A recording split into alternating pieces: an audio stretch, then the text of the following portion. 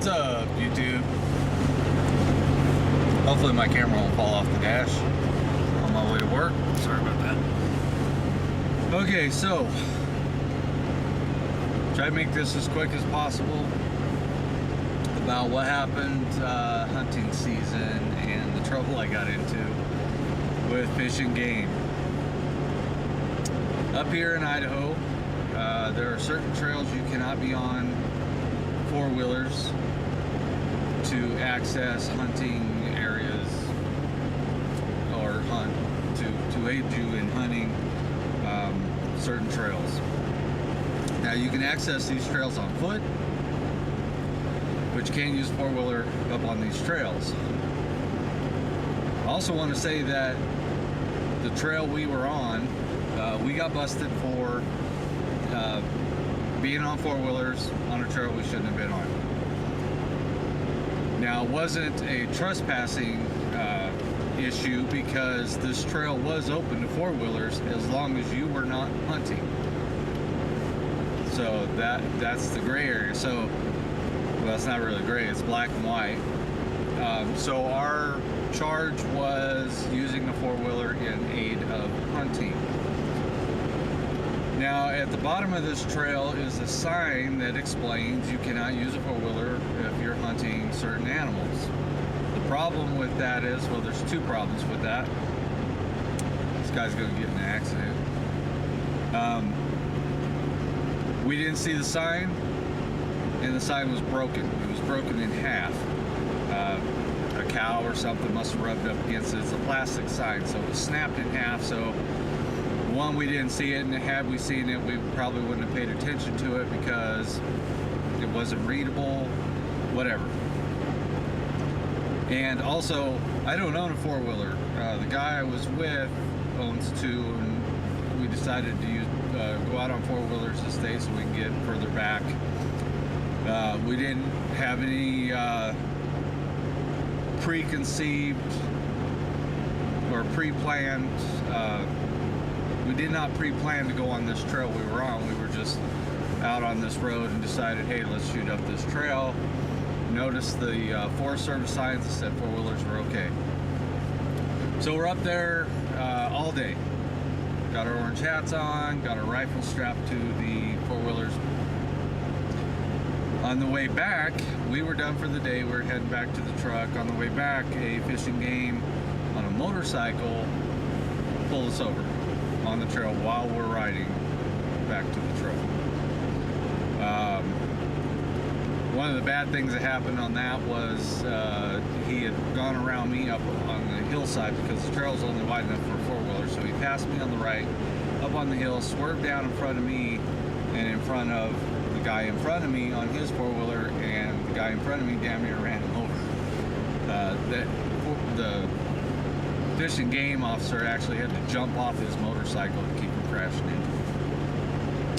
I didn't know he was a Fish and Game until he got off his bike and he turned around and I saw his badge and all that.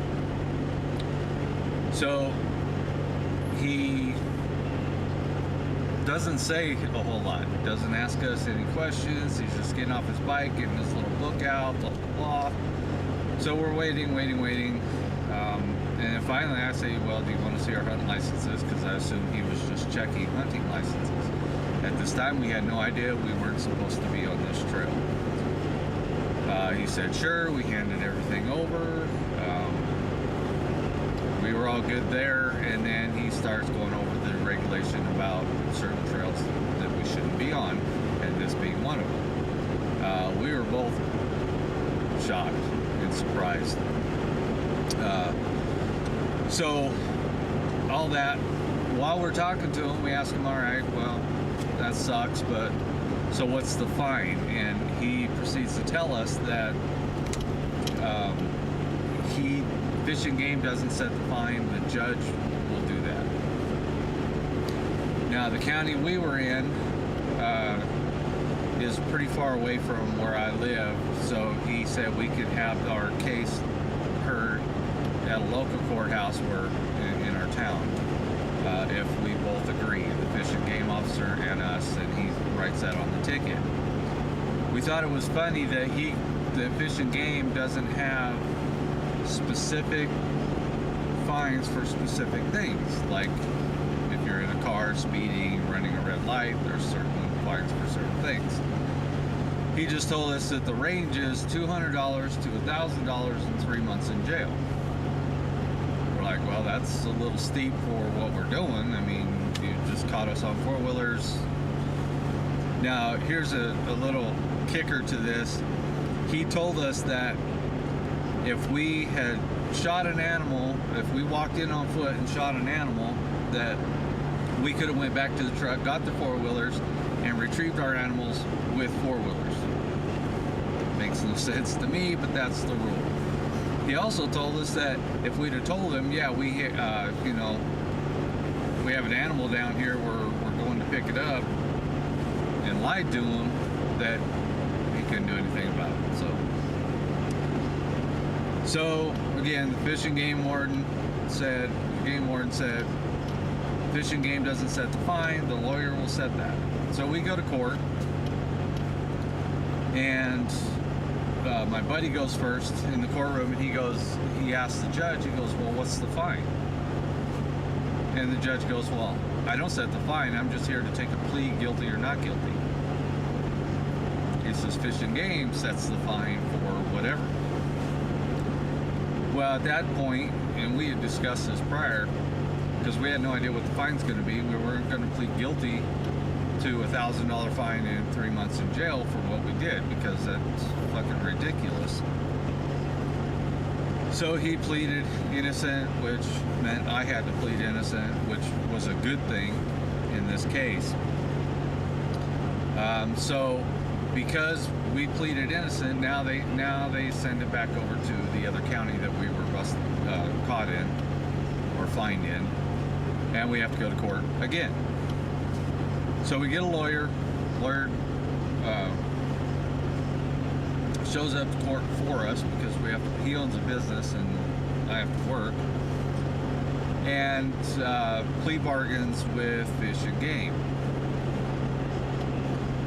The outcome of that was we pay a $200 fine a piece, $200 in court fees a piece. That's it. Fine, whatever, just get this shit over with. So they work that out, then we have to go back to court to actually put in our plea. And again, we send the lawyer to do that for us. The lawyer goes in front of the judge and says, well, we've already worked it out with Fish and Game for this. It's all been paid to Fish and Game. Court fees have been paid, blah, blah, blah. They plead guilty. Well, apparently the judge was pissed off that we weren't standing in front of him, I'm assuming so he could lecture us on whatever. I don't know. He imposes another $50 a piece and 1 year unsupervised probation for each of us, on top of what we've already paid. And he wants us in the courtroom. So the lawyer comes back and says, look, you guys got to show up. We're like, we can't show up. We own a business. This guy owns a business. I got to freaking work. We paid you. And meanwhile, we've paid this lawyer a couple $1,000s to represent us. So we had to sign affidavits so he could plead for us, and we're okay with that. Notarized all this shit. Time out of our day, all this. So he goes back in front of the judge, pleads guilty, fines, blah, blah, blah. Now, this is what pisses me off, is had we gone into that courtroom, number one, Fish and Game officer lied to us, saying the judge has set the fine. Go to court, judge says I don't set the fine, I just take a plea, guilty or not guilty. Had we pleaded guilty, and this is on our paperwork, had we pleaded guilty to our ticket, Fish and Game would have fined us $1,000 and 128 days in jail. That's what they wanted for what we did. The highest end of this fine which includes poachers, trespassers, illegal trapping, all this kind of stuff. And all we got caught for was riding four-wheelers. Rifles never taken out of the case, proven by all the mud all over them. Fish and Game never saw the rifles, ever. They never came out of the case. He never saw us hunting. He pulled us over while we were riding four-wheelers, which wasn't illegal on the trail. So, all this, and so that's what they wanted. I mean, to me, they're just revenue generators. They're going to go after you for as much as they can. So my advice is, if you ever have a Fish and Game violation, right off the bat, you're not guilty. Just plead not guilty, because if you plead guilty, then you are under the mercy or non-mercy of Fish and Game, who's going to set the highest fine they can get, because you've already pleaded guilty. Why would you plead guilty to something you have no idea what the outcome's going to be? You know, if you go to traffic court and they got you for speeding, you already know what the fine's going to be, roughly. And so you plead guilty. Yeah, I was speeding. Blah, blah, blah. Okay, here's the fine. But with this Fish and Game thing, $200 to $1,000, that's a lot. 128 days in jail would pretty much ruin my life. I have no income for 3 months. I'd lose my house. Even though my wife works, still lose my house. Cause all kinds of hardships just for riding a four-wheeler on a trail that's not closed to four-wheelers, because Fish and Game feels like they want the money and they want to punish you and set this precedent for all other hunters or whatever. So fortunately, some people don't get lawyers. Some people can't afford lawyers. And thankfully, we had a lawyer to go in and guide us through this process, because, again, my second year of hunting ever in my entire life. This guy's been hunting all his life. Never been in trouble. Records are clear. Now, the problem, the bummer for him was, if he'd have been charged with a $1,000 fine and 3 months in jail, his business would suffer. He's also an FFL. He probably would have lost his FFL license. I would have lost my concealed weapons permit, because that puts you at the higher end of the range. And the real bummer about this is, now I have a criminal record for this shit.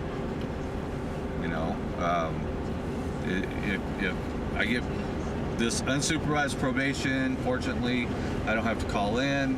I called in once. They said, don't call us back, just stay out of trouble. But if I get pulled over for a speeding ticket, I have a criminal record now. They're going to look me up and go, oh, you've been, prosecuted for this. It's a misdemeanor, but still, my clean record is now not. And that pretty much sucks. So, I'm not hunting next year.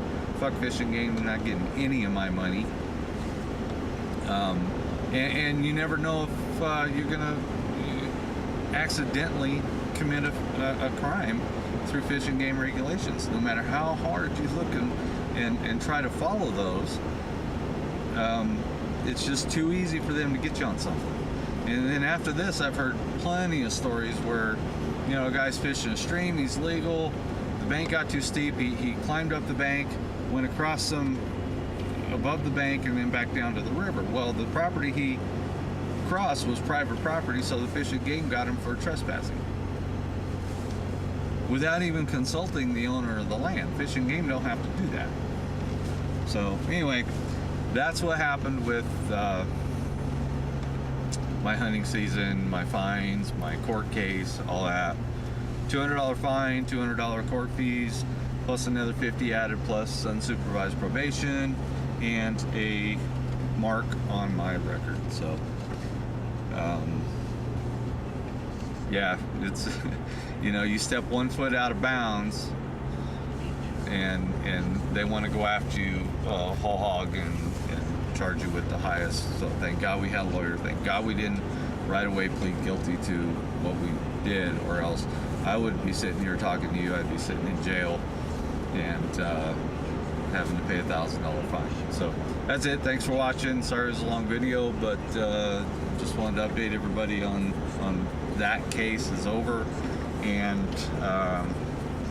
my thoughts about Fish and Game and their revenue generation. Thanks for watching. We'll see you.